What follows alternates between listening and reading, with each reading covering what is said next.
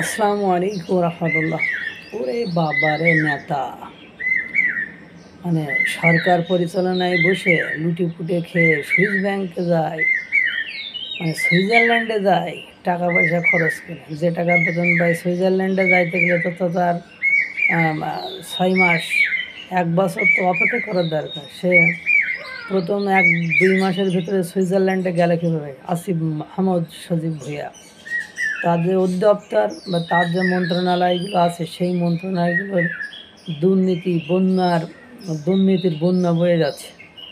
তার এপিএস, তার বিসিবি সভাপতি, তার মানে বাবা, সে নিজে মানে সর্বত্রই মানে একেবারে দুর্নীতির সেই গিয়েছে।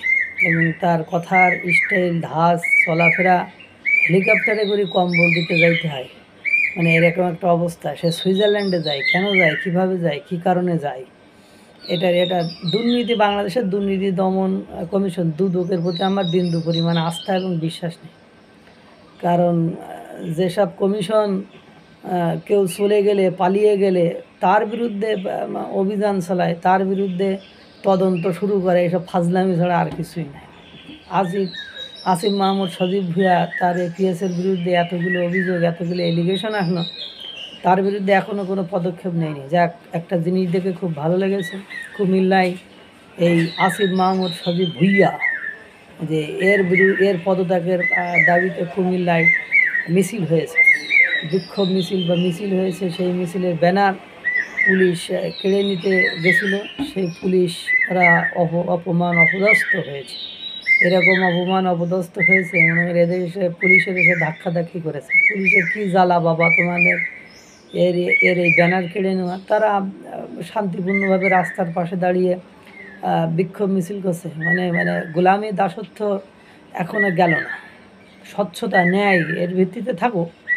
যে যাদের ওরা তো মিছিল করতেই পারে, কারণ তার বিরুদ্ধে এতগুলো অভিযোগ, এতগুলো মানে তার মন্ত্রণালয়গুলোতে এভাবে একের পর এক ফারুক টাকা সরাচ্ছে, তার 300 কোটি টাকার মালিক হচ্ছে, ও জানে না। একটা কথা হইলো, এটা ওর বাপ ট্রেড লাইসেন্স করতেছে, সে জানে না। একটা কথা হইলো, তারপরে দেখলাম যে পুলিশ আমি পুলিশের অপমান অবশ্য আমার পছন্দ না। তারপরেও কেন তারা ব্যানার কেড়ে নেবে? ব্যানার কেড়ে নেওয়ার কী হয়েছে? একজন মানুষ মিছিল, গণতান্ত্রিক দেশে, স্বাধীন দেশে তার মিছিল মিটিং করার অধিকার আছে। সেই অধিকার হরণ করে নেওয়ার বা সেই অধিকার কেড়ে নেওয়ার ক্ষমতা কে দিয়েছে এই গণতান্ত্রিক রাষ্ট্রে? তারা তো আসিফ মাহমুদ সজীব ভুঁইয়ার পদত্যাগ দাবি করতেই পারে, কারণ তার বিরুদ্ধে যদি অভিযোগ না আসতো সেই হিসাব আলাদা থাকতো। এবং এই হয়েছে অবস্থা। ওর বেশি দিন থাকা হবে না।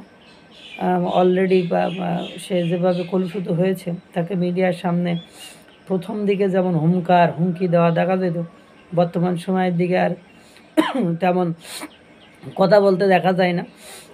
সে আছে, মানে কোনোভাবে কোণঠাসা হয়ে আছে, তার সরে যাওয়া ছাড়া কোনো উপায় নেই। এবং সে যে নতুন এনসিপি পার্টিতে যোগ দেবে না, তারও একটা আভাস পাওয়া গেছে। আপনারা দেখবেন সে হয়তো বা বিএনপি না হলে জামাতে ইসলামে যোগ দেবে, সে এনসিপিতে যোগ দেবে। কারণ এনসিপির ডাকে বা এনসিপির রাজনৈতিক কোনো ভবিষ্যৎ নেই। তারা ফিনিশ, তারা শেষ। আল্লাহ তাআলা সকলকে ভালো রাখুক, সুস্থ রাখুক। আসসালামু আলাইকুম ওয়া রাহমাতুল্লাহ।